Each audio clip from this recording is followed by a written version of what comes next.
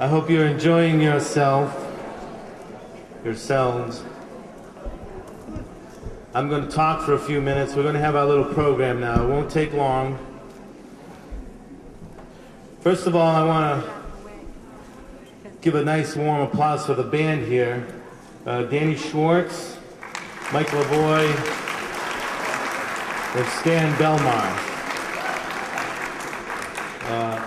Danny Schwartz, a great friend over the years, and he's done a lot of good work over the years. I think I first met you, Danny, with Bobby Green back in the old days. And little combo he's got going here. So,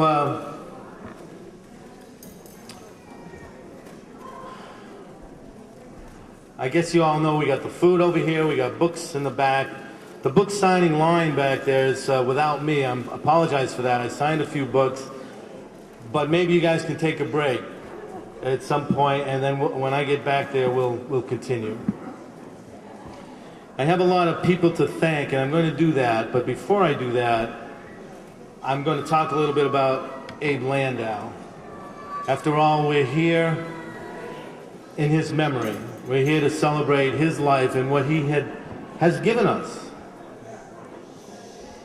Just by his survival, his will to survive, and his life, a life that he lived, a passionate life, and the work that he did later in his life, especially with children, and to establish the Holocaust Museum at Buttonwood Park. And you know, Abe Landeau really has given us so much. And in some ways, you know, we're taking advantage of that memory in a sense, but I think that's, you know, we have to remember that this is for him and the Landau family. And I'm so indebted to Ann Cantor and Dennis, her husband, and her daughter Lauren, for helping us get this book done, for giving us the permission, really, to get it done. Abe Landeau, I did know the man. I wasn't a close friend of his. I met him when I was in high school, and it's funny, I tell this story, but it turns out that everybody has the same story. And so my story's not so unique, even though I put it in the book. But the story is that he was an incredibly kind and generous man. The first time that I went to see him with a hole in my jacket, and he repaired the jacket, and when I went back to pick it up, he didn't charge me for it. And I thought, you know, this is incredible that this man, you know, doesn't really know me, but yet he does this work for nothing. And I thought I was special. Maybe he knew my parents, because he did. But in fact, I've heard from so many other people who have the same story. He would do small alterations like that. He didn't feel like it was important to charge people for small little jobs like that. He had a heart as big as an ocean, really. To him, it just didn't matter. If he liked you, he did his work for you. The thing that I was moved the most in Abe's story, I think, is his message of hope.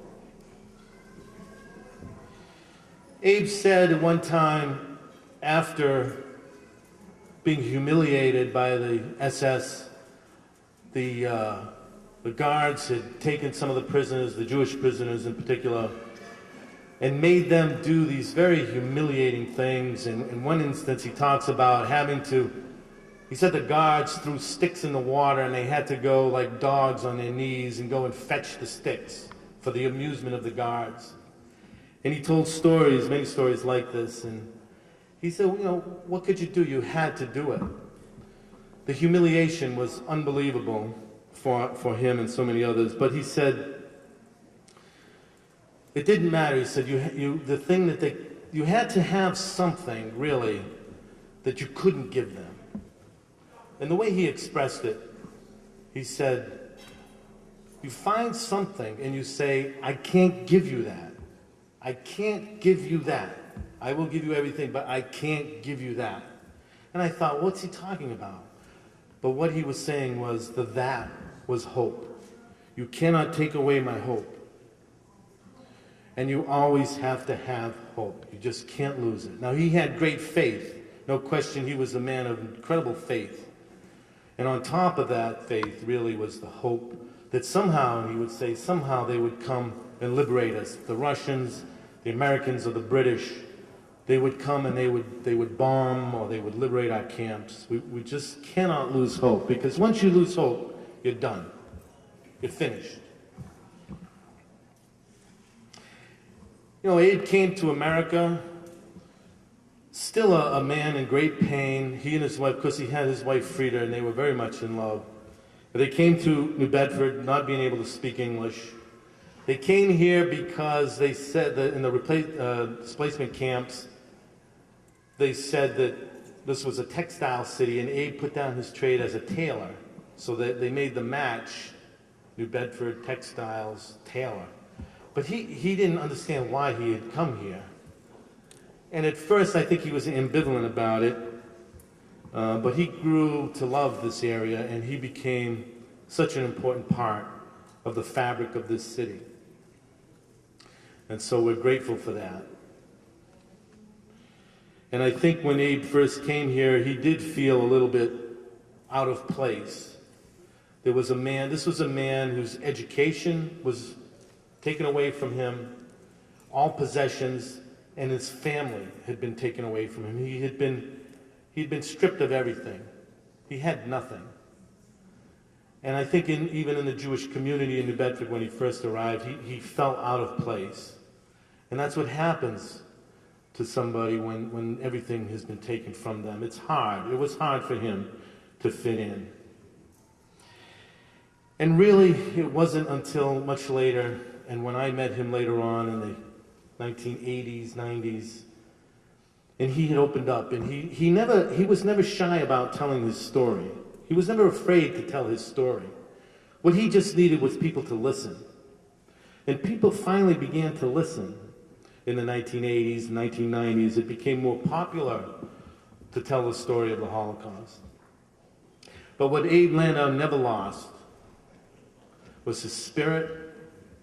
He was never a bitter man, and he could have been.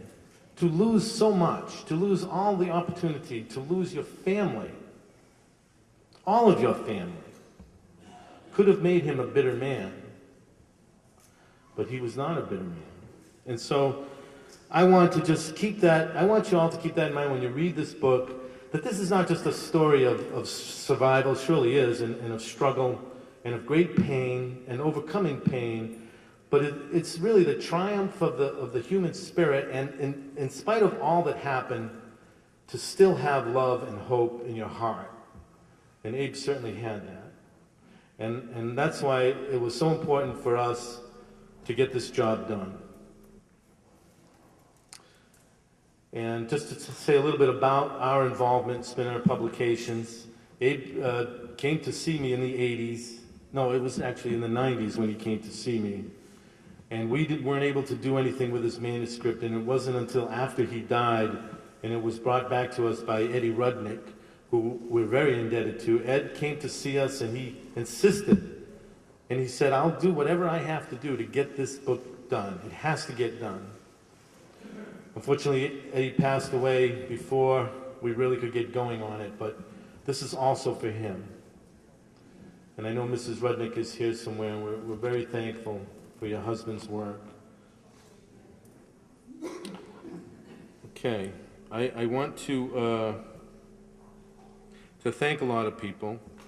I first want to thank the United Way, and Claudia Kirk is here representing the United Way, for their donation of $2,500 gift for us to buy 1,000 books and to give them to the public schools. New Bedford High School is going to put together a curriculum based on this for the Holocaust. My good friend Marsha Onafrak and Cindy Yokin are working on the study guide, and of course they were so instrumental in everything. We're going to get to that, but putting that together was very good and very important. Oh, 100 books. I'm sorry, not 1,000 books. That'd be 25 cents a book. That's no wonder I can't make any money. But On behalf of the public schools, Gene Bono is here. Jim Callan couldn't make it. But I think it's just a great thing that we're able to work with the schools now to finally get Abe's story in the schools, because really, that's one of the things that got Abe going, and I think Mary's going to talk about that a little bit later, but you know, that's really what got his passion fired up too, is that when he went into the schools, he was able to make a connection. There was a story about one of the students, and I think he might even be here today, who was touched by Abe Landeau, and who wrote to Abe, and he said in his little note after he spoke at the school that you were not just an ordinary man, you were an extraordinary man.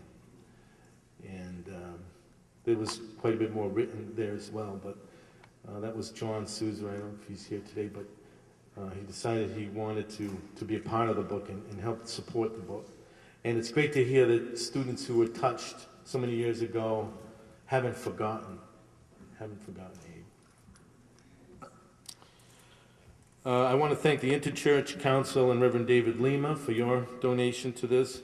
Of course, the Jewish Federation of Greater New Bedford is really responsible for kickstarting this whole project, for putting this event, helping us put this event on, for giving us Marsha Onafrak and Cindy Yokin and Olga Yorish and all the work that they have done. So a special thanks to the Jewish Federation. Yeah, absolutely.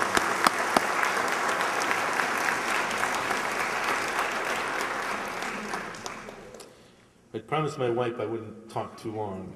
She's already. So there's so many people to thank, and I can't thank you all right now, but I've tried to acknowledge everyone in the book, in the acknowledgments in the book. The Warren and Mitzi Gaynor Foundation were very instrumental. In fact, they gave us a grant really that took us over the top. And so that was critical. We wouldn't be here without that. I don't know if they have anyone here that I can acknowledge, but the Eisenbergs, it was the Eisenberg Foundation. The Massachusetts Humanities gave us a large grant. The New Bedford Arts Council and the Arts Lottery gave us a large grant, and so many individual families.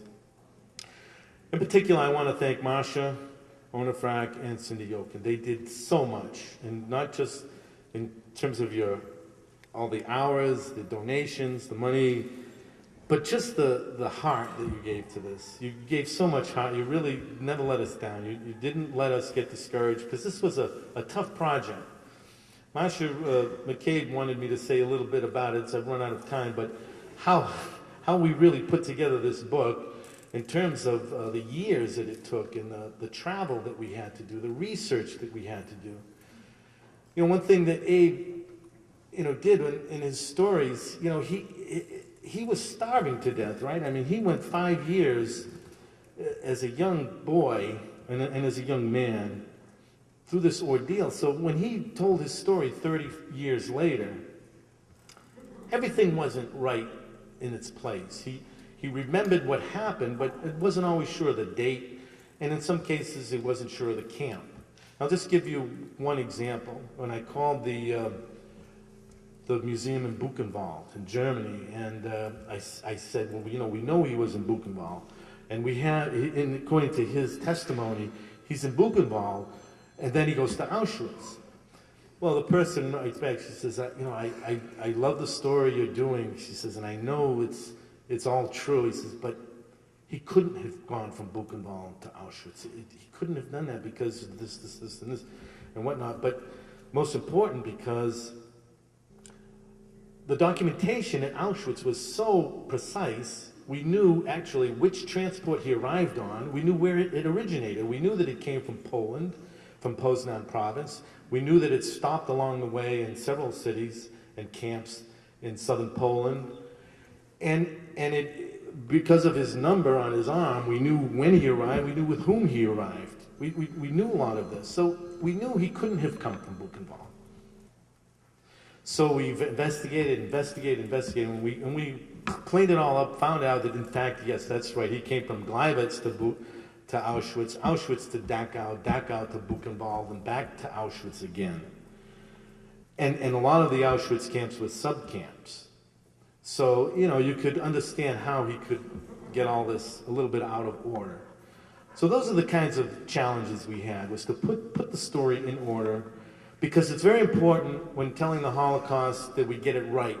There are too many people, deniers out there, and people who want to discredit you, and I really didn't want that to happen. I don't want any people, and I know it's going to happen anyway, but we don't want to hear people coming to us and saying, oh, wait a second, you got that factoid wrong there, that couldn't have happened, oh, this is a lot of baloney. No, that was too important, and thus this project took a long time to iron all these things out. Okay, that's all I'm going to say. I want to introduce our guests, and we'll start with Mary Schwartz. And Mary, let me come down there and help you up.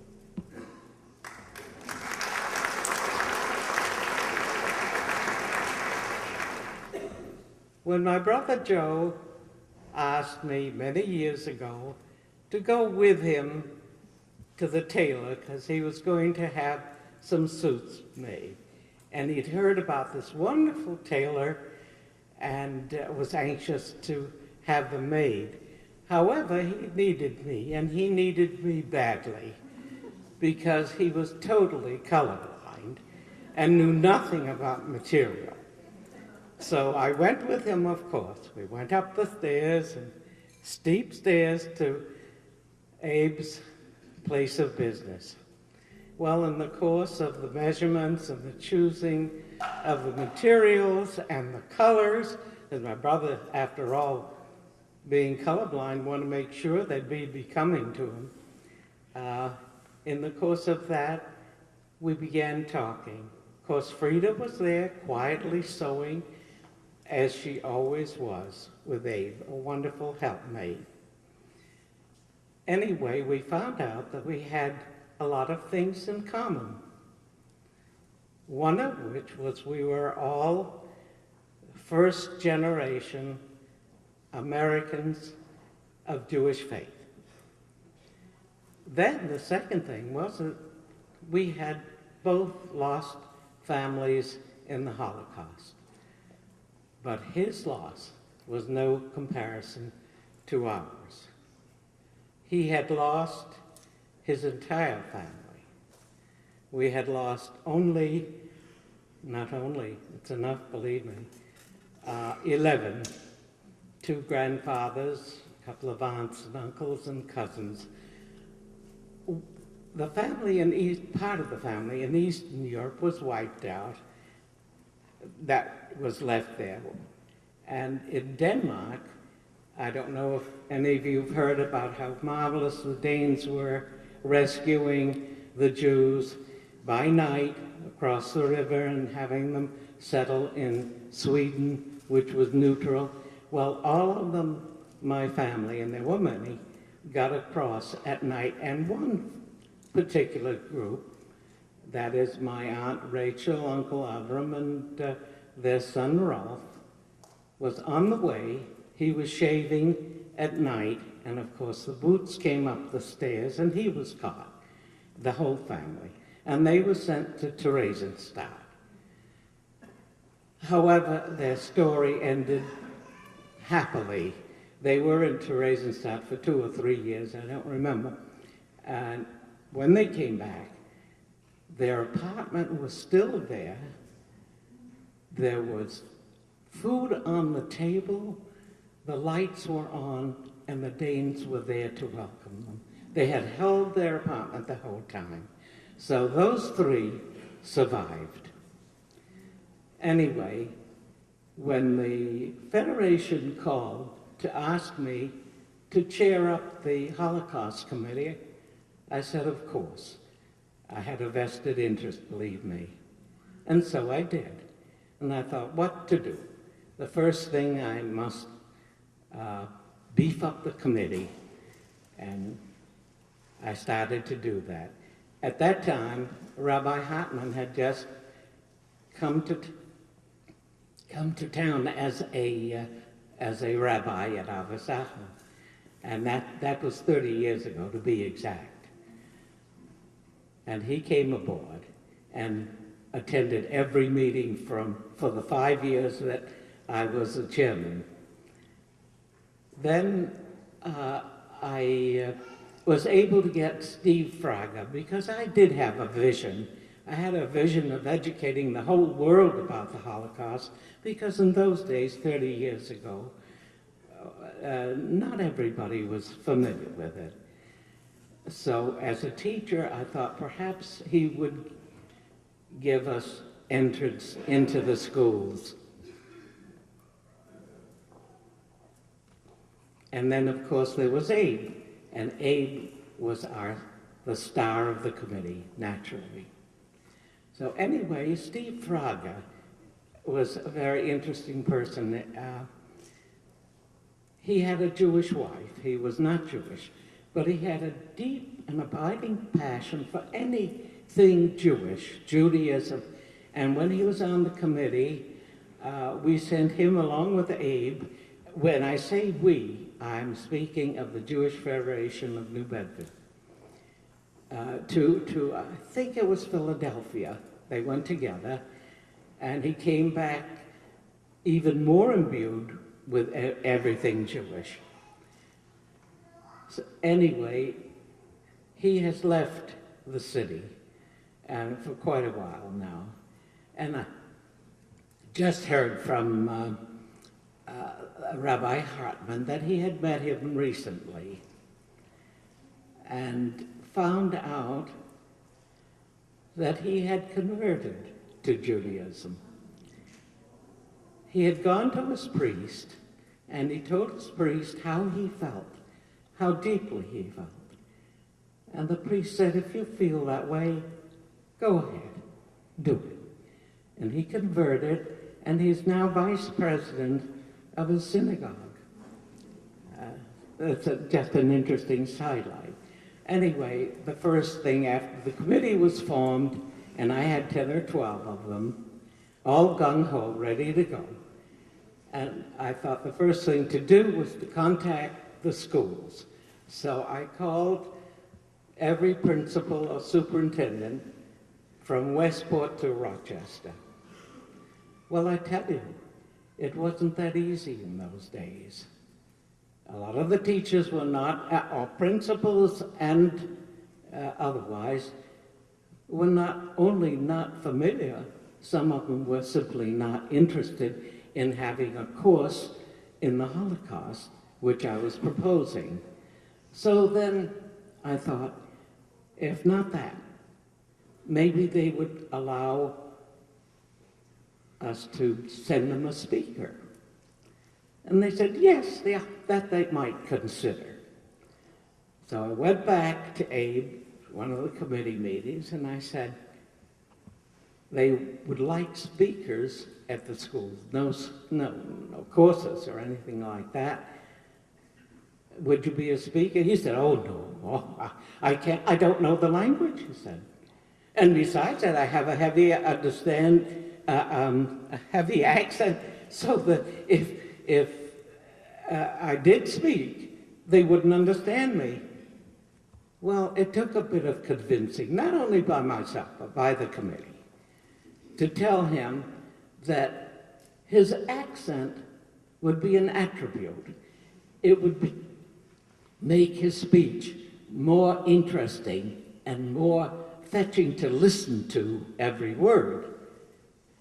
But the language, he said, the language, let us get somebody to help you with the language. He did have a heavy accent. His vocabulary was limited. So the Federation sponsored 2 professors at what is now the university to help him with the language. Well, they did that.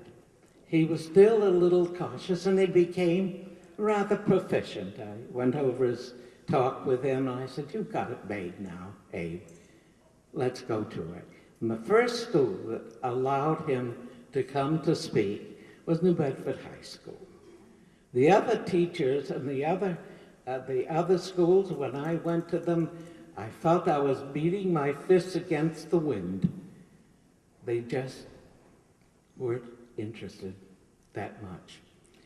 So I took Abe, actually, with me to New Bedford High, and I think it was a Mr. Wilcox, who was a teacher there, that was very open to the situation, and he spoke to one of his classes. Well, you wouldn't believe how enchanting he was to those children. He sat on a chair, and they were all cross-legged on the floor, 40 or 50 of them at a time. And, you know, they say you could hear a pin drop. You could hear the air. That's how enchanted they were. And after he finished speaking, and of course the whole thing was a revelation to them, I think to some of the teachers as well. They wouldn't leave the room. They would go up to him and look at his numbers and stay around. Some of them were late for the next class because they wanted to ask him questions. Well, I went a few times with him, and it was just marvelous to see the reaction and to know that the children were listening and learning something that was almost foreign to them. Of course, those days, you know, Schindler's List was not playing. That came along a long time afterwards, so that this was all quite new to them. I went a few times with him, and then I said, Abe, you're on your own. And from then on, the word got around, and all of the schools, I didn't have to go to them. They called to ask the Federation if he would come to speak. And he spoke all over this community and the outside communities. And in the end, he was in such demand that he spoke to other communities and other cities in the state. I don't know if he went out of state, but most likely he did, because he became so proficient, and the teachers realized that the children were really absorbed and learning something and understanding life, some parts of life that they had never understood before. So from that time, as a matter of fact, Steve Fraga at New Bedford had put together some teachers' seminars. And so he had courses, minor courses for the teachers as well. After that, Abe was on his own all over the country, and we began thinking about the possibility of putting his words on paper. The Federation was very helpful. As a matter of fact, they were helpful with the schools. They, whenever the committee went to them and asked them for books or things like that, at one point they bought a whole classroom full of books on the Holocaust for the children. Then that was a tough job, this beginning. The Federation helped him get started on the book. Mind you, this is over 30 years ago. And even some of the committee members not only helped morally, but financially. They felt that he was doing a world of good in what he was accomplishing. And sometimes I think back to a play that I went to many, many years ago. It was called Yakubovsky and the Colonel. Yakubovsky was a little everyman Jew with red hair, like Abe's. Abe had a head of beautiful red hair. And one time the general, who was a Polish general, by the way, in full regalia with all his medals, and both of them were fleeing from the Nazis. In the process of fleeing and the Nazis at their back, they grew to be friends. And one day, Jakubowski was asked by the colonel, he said, how come you Jews are always in the gutter? And Jakubowski answered, it's because the gutter follows us around. The gutter of hatred and ignorance and evil never stops following.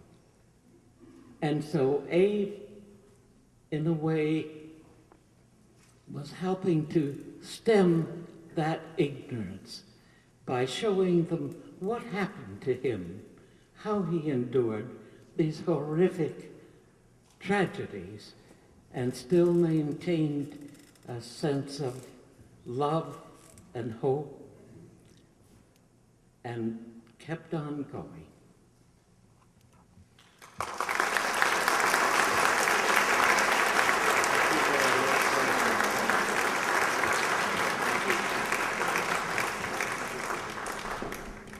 Okay, moving right along. Thank you, Mary. I want to introduce my associate, Marcia McCabe, for a few minutes. She's going to talk. And I also want to thank the other editors who may be here. Karen Gravel is here, and I want to thank Karen. Eric Pacey is here. Thank you, Eric. A couple of other associate editors who aren't here, Claire Nemes, Catherine McLaughlin. I think that's it. Thank you, Marcia, a good friend of mine for many years, Marcia McCabe. Thank you.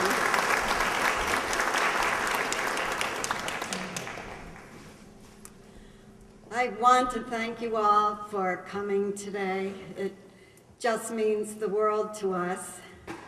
And as Joe and a few others have said, we have been working for years, literally, on this book. Besides the horrific experiences Abe had in the camps, I do find his New Bedford years really fascinating in quite a different way. Abe and Frida arrived in New Bedford in 1950, and they carried 2 boxes that contained all of their possessions.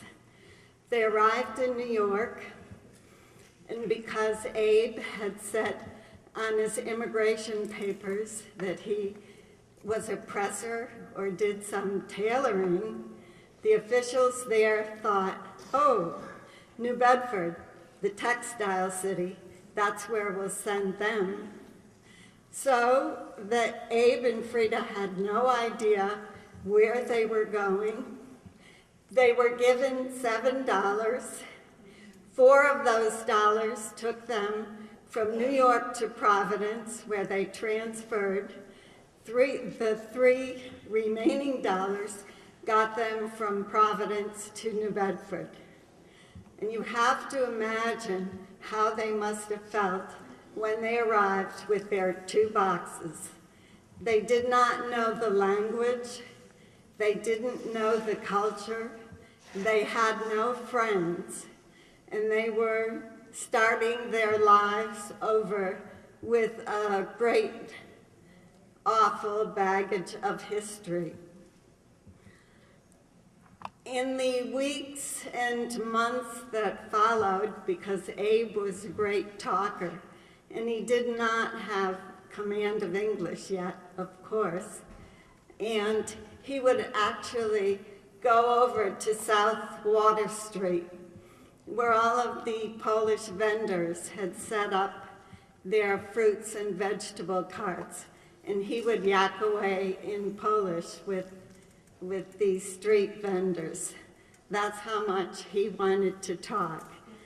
And it really took him quite a few years before he was willing to tell his true story of what had happened to him during the war years. At first, he was reticent, but more and more, he felt that people were ready to hear, he was ready to talk, and the country was ready to listen. So, as Mary just told you, he began speaking in the schools, speaking to children, speaking to clubs, speaking to organizations. And I think one of the things that really shines through in Abe's account is that he was never an embittered man, that he was full of love even after his terrible experiences. And one of the things that I hope you will find or feel in this book is that sense of the triumph of the human spirit. I hope that shows through on every page, because I think we really felt that as we worked on it. And I also would like to praise Joe Thomas's research skills. They are very impressive. And Joe can look at a photograph and he can look at it for an hour and come back with a world that he would describe to me. And I hope I picked up a few things over the years, but I'm not sure. He really has an extraordinary vision. And Jay Avila's absolutely striking cover. I'm sure you've all noticed that. We've watched Jay grow through the years to his wonderful, wonderful skills and beautiful vision also. And thank you to all the others who helped so much, like Claire and Karen, and I could just go on. But anyway, I think we have a really wonderful resource for New Bedford in Spinner. Thank you.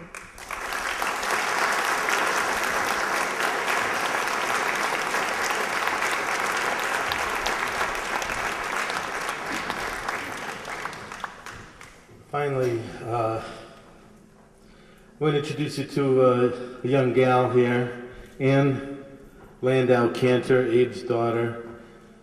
Abe was so proud of Anne and his family and his granddaughter. And without further ado, Anne Landau.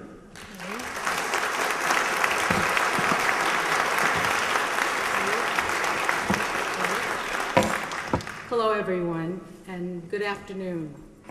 I'd like to thank each and every one of you for coming here today and making this day so memorable for me and the entire Landau family. I know in my heart that my father and mother are right here with us today. I'm so proud to finally be here with all of you to celebrate the publishing of my father's memoirs, branded on my arm and in my soul. This has been a very long road and journey for many of us, and I want to acknowledge everyone involved from the bottom of my heart for their incredible support and hard work. There are so many dedicated people to thank for this project, and if I forget to mention anyone, please, please forgive me. I would first like to thank Joe Thomas and his entire staff at Spinner Publications.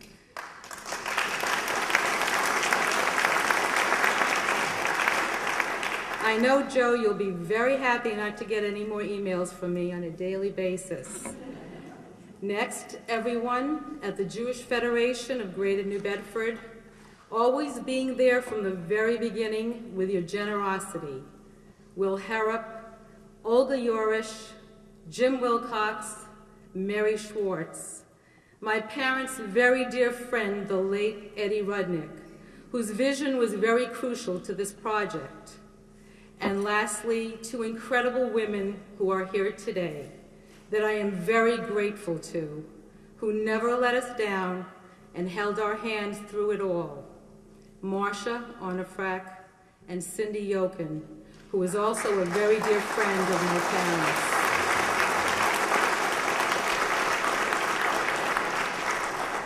On a personal note, I wanted to share with you something that happened some years ago, and a few days after my father had passed away, which touched me very deeply. I went over to the Holocaust Monument in Buttonwood Park, as I do so often, to reflect upon all that was happening during that very painful week for me and my family. And I looked down to see a lot of plants and flowers left by so many thoughtful people at the foot of the memorial. As I looked closer, I discovered the following card left behind, which I will now quote for you. "Rest in peace, Abe Landeau. Your work is done." It was signed by a grateful student, quote unquote. But I must tell all of you who are here today that my father's mission and dream is not totally done, because he always wanted his history and lessons learned in life to be passed on to all the younger generations. His main goal in life was to teach. And so our work is not done, but can be completed with the help of this book as a tool. My father believed that we could stop the vicious cycle of hatred and retribution. And so I'm hoping that his life, his words, his legacy, and his published memoirs will point us towards more tolerance and understanding and help us all to learn from our past so that we will never forget. Thank you.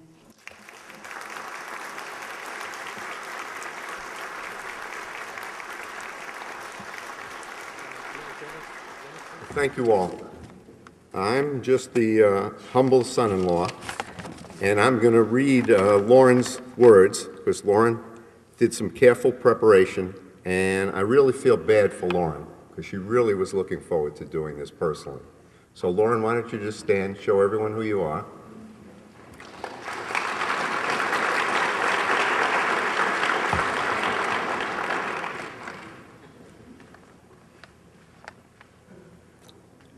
Lauren wrote the following, and I'm going to quote, "Good afternoon.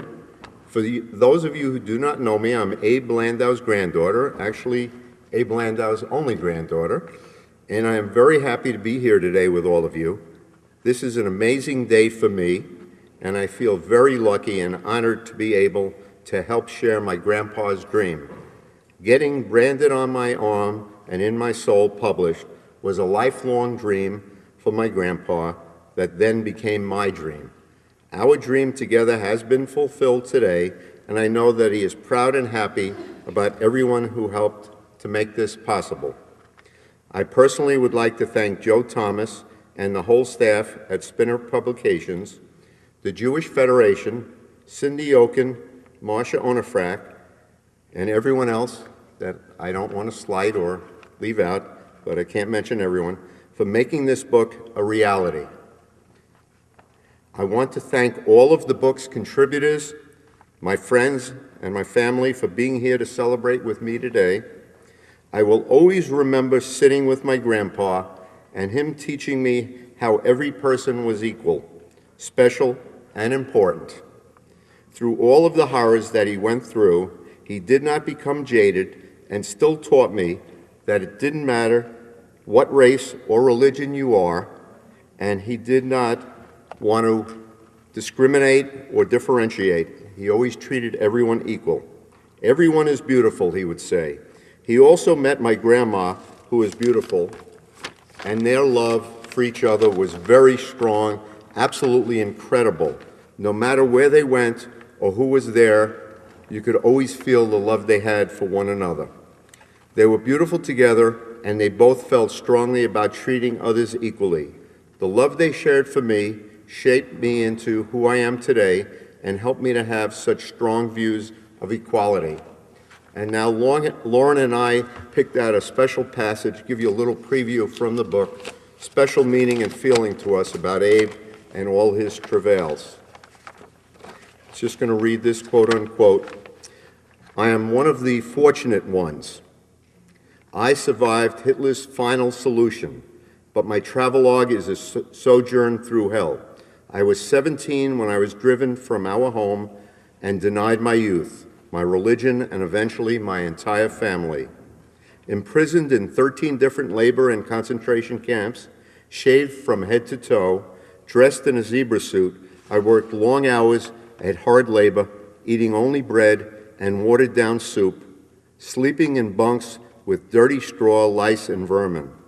Many times I came close to being hanged, shot, or experimented on. As the war neared its end, we were shipped in cattle cars back and forth across Poland, Czechoslovakia, Austria, and Germany.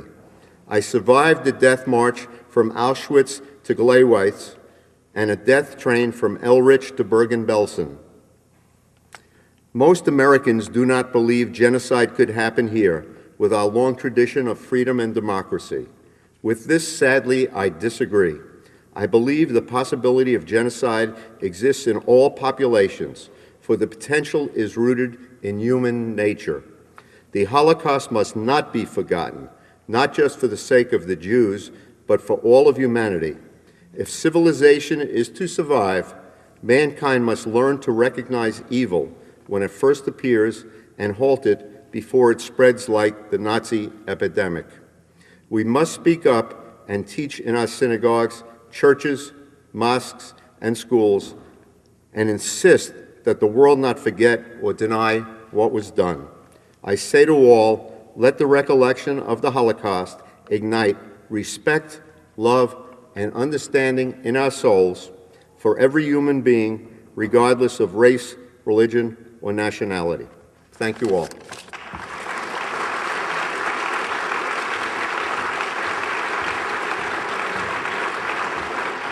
Okay, we have a surprise guest. The mayor of New Bedford is here with us, and I asked him to just come and say a couple of words.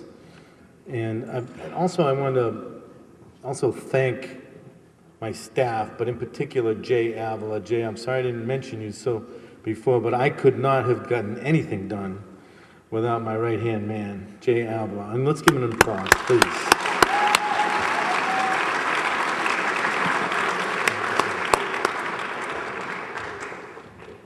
This is an important event today. The publication and the availability now branded on my arm and in my soul, Holocaust memoir by Abraham Landau, is something that is obviously very important to his family, extremely important to our community, important from the standpoint of all humanity. When I first met Mr. Landau down just across from District Court, I did not realize that he and Mr. Landau were survivors of the Holocaust. I found that out very, very quickly, just extremely aware of that status within the first meeting. And my family had prepared me for understanding what the Holocaust was, understanding many individuals in our life who had experienced either the Holocaust or had fled Europe. So it was not something that I looked at with bewilderment, but appreciated how much our community had welcomed all people from around the world, and Abe and Frida, into our community, and became some of the more cherished members of our community. And this is back when I was a very young lawyer in the city. I know that he spent an awful lot of time lecturing and acquainting young people and people who did not understand the Holocaust, the inhumanity, the rank depravity of it. And it's extremely important. It's extremely important to confront evil, stare it right in the eye, understand it, and be able to beat it back with every ounce of strength and intellect that we have. The idea that this book is important to us is something that is understated, doesn't need to be said. But this book will be important 25, 50, 100 years from now. The importance of preserving history in a way that reflects accurate history is one of the more crucial responsibilities that we all have. The idea Lincoln slept somewhere around here versus Lincoln slept here is something that's extremely important now when we deal with issues of historic preservation. The idea that there were many conflicting issues regarding any world problem is something that can be looked at, stated, but inhumanity, cruelty, genocide is not something that can be colored over, something that can be explained away, justified, try and come up with a defense for. It's something that we need each and every day to make sure that this is an accurate history of our world and what occurred, and also that we use it as a teaching tool to make sure that we never again face this type of evil or brutality, inhumanity at any time. Now, the last thing that I'd like to offer is simply a tremendous gratitude and thanks to the Landau family, to the extended family, and then to all of the people who absolutely insisted that this was an important project, who insisted that the Holocaust Memorial be constructed and each year be rededicated at Buttonwood Park. To never forget, you can never forget. And to never allow it to happen again means you have to be vigilant and stand for goodness at all times. And the people behind the book, the people who are in the schools educating, people who make sure that we never forget are the ones that should be thanked. So thanks very much.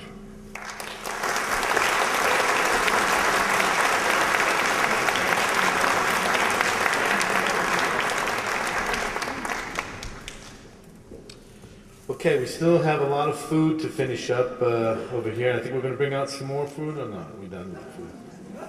Oh, right there, we're done. Well, anyways, still get some left over. Also, we're going to be signing books in the back for those of you who want your book signed. And I'm going to sign off on that note, and thank you very much for coming. I really appreciate it. Thank you.